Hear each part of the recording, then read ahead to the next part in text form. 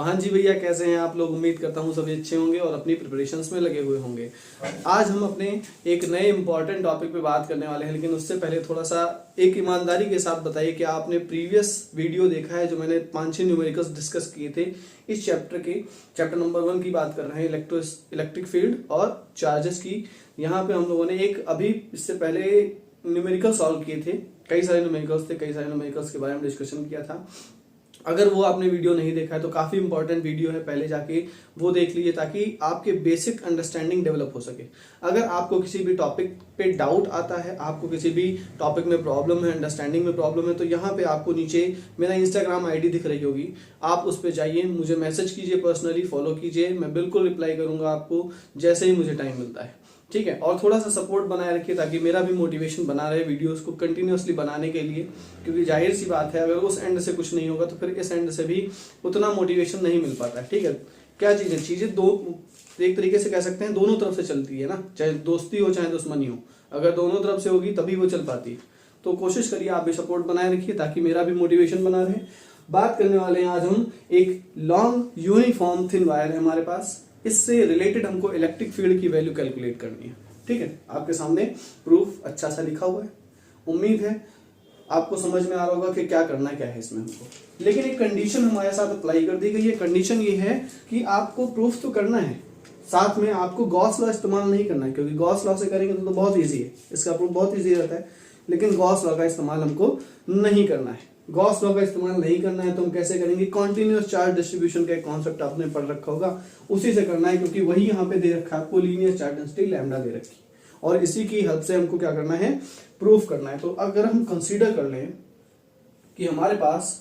इस तरीके से एक यूनिफॉर्म वायर है, थिन वायर है, ठीक है, जिसकी लीनियर चार्ज डेंसिटी लैम्डा दे रखी है, जिसको हमने क्या कर रखा है, पॉजिटिवली चार्ज ऐसे बना रखा है, इसको पॉजिटिव चार्ज दे रखा है इस तरीके से, है ना भैया। तो ये पॉजिटिवली चार्ज होगा। अब अगर हम कंसीडर कर लें इन्फिनाइटली लॉन्ग है, ये इस तरफ इन्फिनाइट तक जा रहा है, उस तरफ इन्फिनाइट तक जा रहा है ना, ऐसे, और किसी एक पर्टिकुलर पॉइंट P जो कि इसके सेंटर से y एक्सिस की डिस्टेंस पे है, सॉरी या बोल दो y लेंथ की डिस्टेंस पे है, y डिस्टेंस पे है, वहां पे हमको कैलकुलेट करना क्या है, इलेक्ट्रिक फील्ड निकालनी है। इस पॉइंट P पे हमको क्या निकालना है, इलेक्ट्रिक फील्ड निकालनी है। तो शुरू हो जाए, आदेश करो तो शुरू किया जाए, शुरू करते हैं, ठीक है। तो अगर हम कंसीडर करें कि इसका एक कोई छोटा सा एलिमेंट है, क्या करें, कंसीडर कर लें कि ये पतली पतली स्ट्रिप से मिलके बना हुआ वायर क्या है, बहुत छोटे छोटे कंपोनेंट्स, जिनके कंपोनेंट्स की विड्थ कितनी है, dx है, उनसे मिलके बना हुआ है, dx से मिलके बना हुआ है। तो इस कंपोनेंट की वजह से, जो कि सेंटर से कितनी डिस्टेंस पे है, x डिस्टेंस पे मान लें, तो इस कंपोनेंट की वजह से इस पॉइंट पे इलेक्ट्रिक फील्ड की डायरेक्शन अगर हम निकालें तो वो ऐसे रही होगी, है ना, यही डायरेक्शन होगी। और छोटा सा कंपोनेंट है ना, छोटा सा एलिमेंट है, तो इसकी वजह से इलेक्ट्रिक फील्ड की वैल्यू भी बहुत कम रही होगी, तो मान लें DE रही होगी, ठीक है। उम्मीद है ये बात समझ में आई होगी। अगर मान लें ये एंगल थीटा था,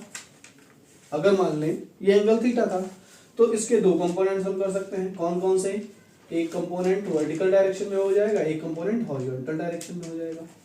ये थीटा था तो ये भी आपका थीटा हो गया होगा, और इसकी वैल्यू कितनी हो गई होगी, DE cos थीटा, क्योंकि थीटा वाला कंपोनेंट क्या बोला जाता है, cos थीटा कंपोनेंट बोला जाता है। इधर वाला कंपोनेंट क्या हो जाएगा, ये हो जाएगा DE sin थीटा कंपोनेंट, है ना। उम्मीद है समझ में आ गई होगी बात, समझ में आ गई, क्या आ गई कि नहीं आई, ठीक है, आ गई होगी। इधर से बात करते हैं, इधर भी एक dx एलिमेंट होगा, तो अगर एक इधर dx एलिमेंट होगा जिसकी वजह से इलेक्ट्रिक फील्ड की डायरेक्शन आपको कैसे देखने को मिलेगी, ऐसे देखने को मिलेगी ना। इलेक्ट्रिक फील्ड की डायरेक्शन कैसी होगी, ऐसे, इस डायरेक्शन में होगी, है ना, इस डायरेक्शन में जा रही होगी, तो यहाँ पे भी एक एंगल थीटा बनेगा, उसकी वजह से फिर एक कंपोनेंट आएगा, तो एक कंपोनेंट इस डायरेक्शन में आएगा और एक कंपोनेंट इस डायरेक्शन में आएगा। तो ये वाला कंपोनेंट डी साइन थीटा होगा, इस एलिमेंट की वजह से ये भी कंपोनेंट डी साइन थीटा होगा, तो ये वाले कंपोनेंट्स क्या हो जाएंगे, ये वाले कंपोनेंट खत्म हो जाएंगे, बचेगा कौन, ये कॉस थीटा कंपोनेंट बचेगा। तो अगर हम बात करें,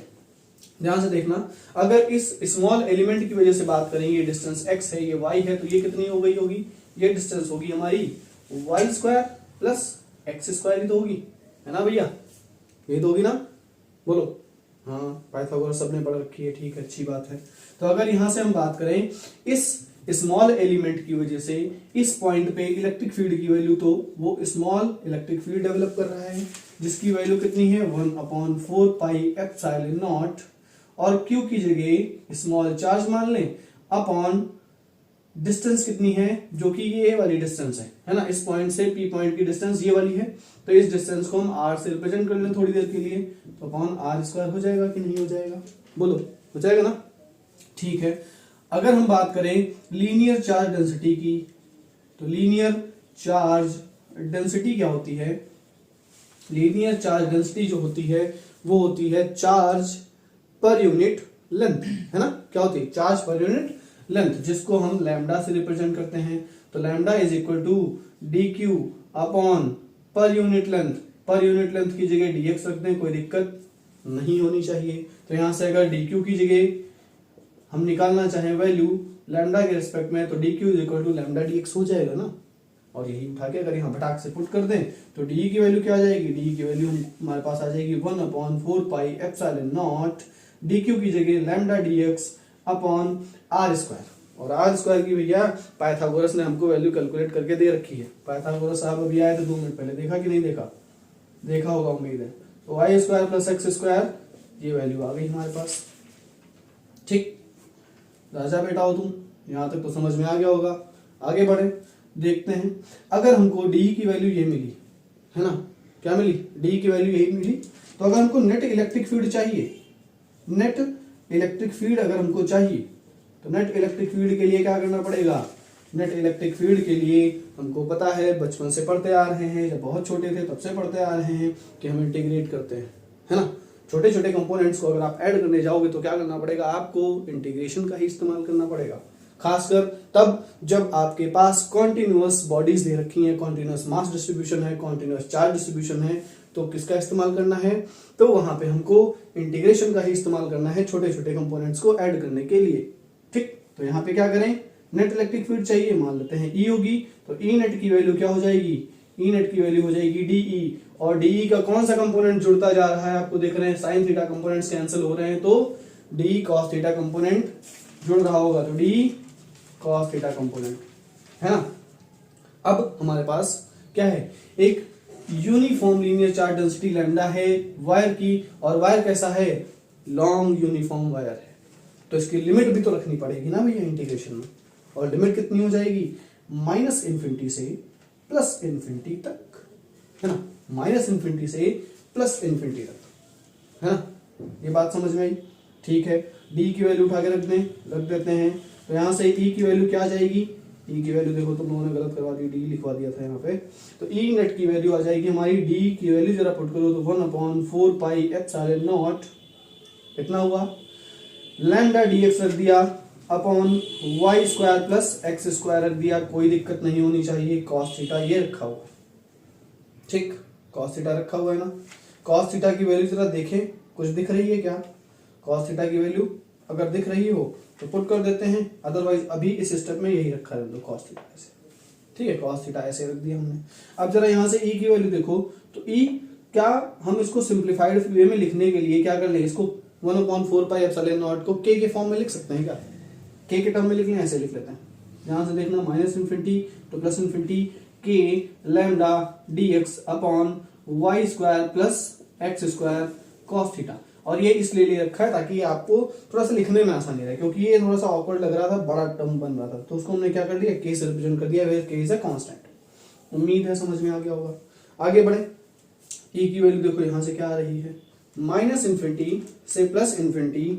कॉस थीटा वाला टर्म ऐसे रखा हुआ है, के और लैम्डा कांस्टेंट है, इनसे भी मतलब खत्म हो जाएगा हमारा, नीचे रखा हुआ है Y square plus X square और dx ऐसे है, तो क्या करें, के और लैम्डा, के तो कांस्टेंट है, लैम्डा लीनियर चार्ज डेंसिटी है वो भी कांस्टेंट रही होगी, वो भी इंटीग्रेशन साइन के बाहर आ जाएगी, तो E is equal to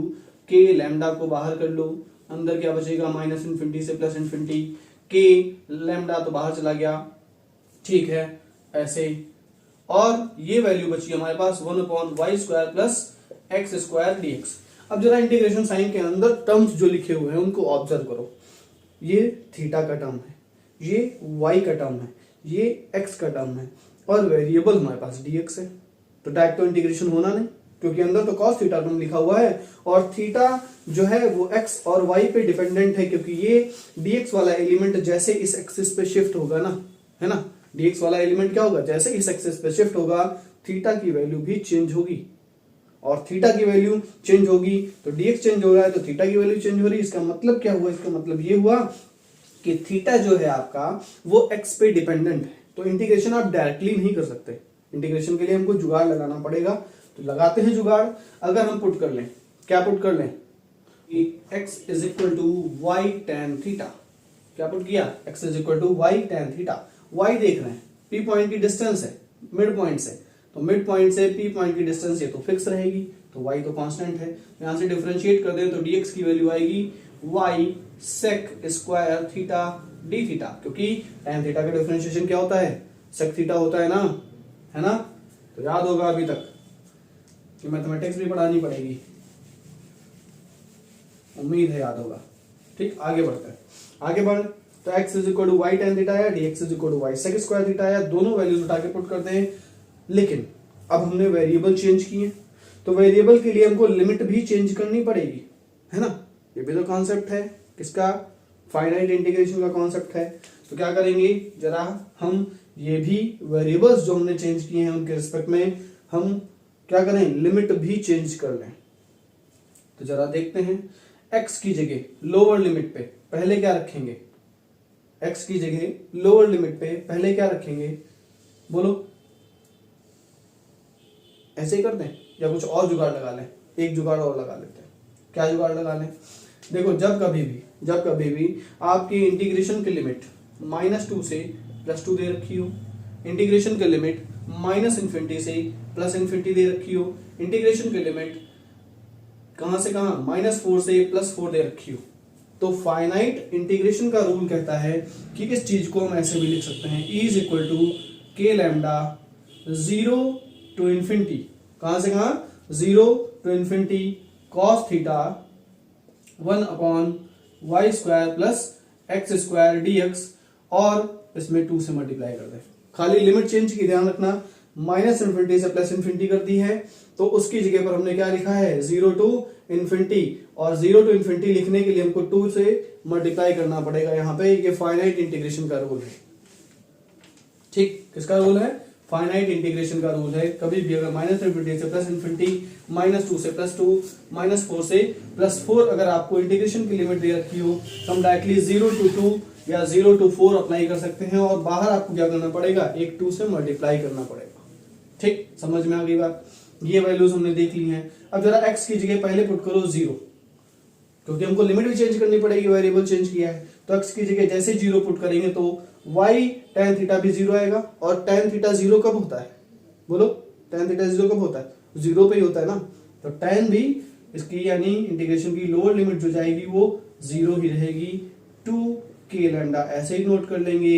e की वैल्यू भी ऐसे ही नोट कर ली जाएगी। अपर लिमिट के लिए हमको, अपर लिमिट क्या है, इन्फिनाइट है, तो x की जगह इन्फिनाइट पुट करोगे, x की जगह इन्फिनाइट पुट करोगे तो tan थीटा क्या आ जाएगा, tan theta is equal to infinity, क्योंकि y तो नीचे जाएगा वो तो 0 हो जाएगा। ठीक है, 1/0 होगा ना इन्फिनाइट का मतलब, तो y नीचे आया 0 हो गया, यानी infinite is equal to tan theta. तो इसका मतलब क्या हुआ, थीटा की वैल्यू कितनी आएगी,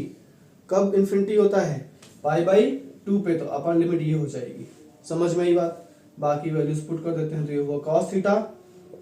1/x, y को ऐसे पुट पड़ा रहने दो, और x की जगह क्या पुट कर देंगे, x की जगह